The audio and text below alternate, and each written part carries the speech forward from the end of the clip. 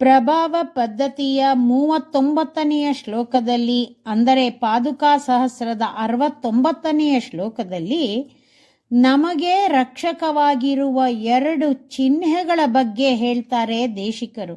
ಶ್ಲೋಕ ನೋಡೋಣ. ದ್ವಿತಯಂ ಪ್ರತಿಯಂತಿ ರಂಗ ಭರ್ತುಃ ಕತಿಚಿತ್ ಕಾಂಚನ ಪಾದುಕೆ ಶರಣ್ಯಂ ಅಭಯಾನ್ವಿತಂ ಅಗ್ರಿಮಂ ಕರಂ ವಾ ಭವತಿ ಶೇಖರಿತಂ ಪದಾಂಬುಜಂ ವಾ. ಕಾಂಚನ ಪಾದುಕೆ, ಸ್ವರ್ಣಮಯವಾದ ಪಾದುಕೆಯೇ, ಕತಿಚಿತ್, ಕೇವಲ ಪುಣ್ಯಶಾಲಿಗಳು, ಅಭಯಾನ್ವಿತಂ, ಅಭಯ ಮುದ್ರೆಯಿಂದ ಕೂಡಿದವರಾಗಿಯೂ, ಅಗ್ರಿಮಂ, ಮುಂದೆ ಬಂದಿರುವ, ಕರಂ ವಾ, ದಿವ್ಯವಾದ ಹಸ್ತವೇನೋ, ಭವತಿ, ನಿನ್ನಿಂದ, ಶೇಖರಿತಂ, ತಲೆಗೆ ಅಲಂಕಾರವನ್ನಾಗಿ ಮಾಡಿರುವ, ಪದಾಂಬುಜಂ ವಾ, ತಾವರೆ ಹೂವಿನಂತಿರುವ ಪಾದವೇನು, ದ್ವಿತಯಂ, ಈ ಎರಡನ್ನೂ, ಶರಣ್ಯಂ, ಕಾಪಾಡುತ್ತದೆ ಎಂದು, ಪ್ರತಿಯಂತಿ, ನಂಬುತ್ತಾರೆ. ಭಗವಂತ ನಮ್ಮನ್ನು ಕಾಪಾಡ್ತಾನೆ ಅನ್ನೋದು ಸತ್ಯ.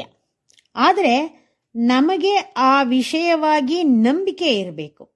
ನಮ್ಮಲ್ಲಿ ನಂಬಿಕೆ ಹುಟ್ಟಾಕುವ 2 ಚಿಹ್ನೆಗಳು ಇದೆ.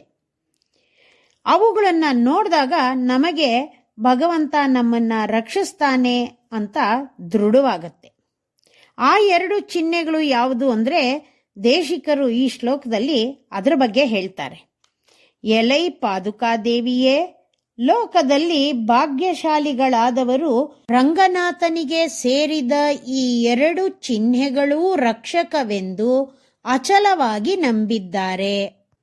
ಅವು ಭಗವಂತನ ಅಭಯ ಮುದ್ರೆಯಿಂದ ಕೂಡಿದ ಹಸ್ತ ಹಾಗೂ ನೀನು ಶಿರಸ್ಸಿನಲ್ಲಿ ಧರಿಸಿರುವ ಪಾದಕಮಲಗಳು ಅಂತಾರೆ ದೇಶಿಕರು.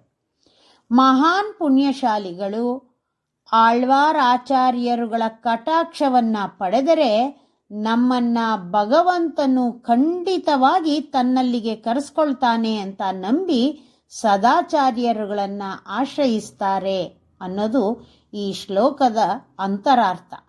ಶ್ರೀಮತೆ ನಿಗಮಾಂತ ಮಹಾದೇಶಿಕಾಯ ನಮಃ.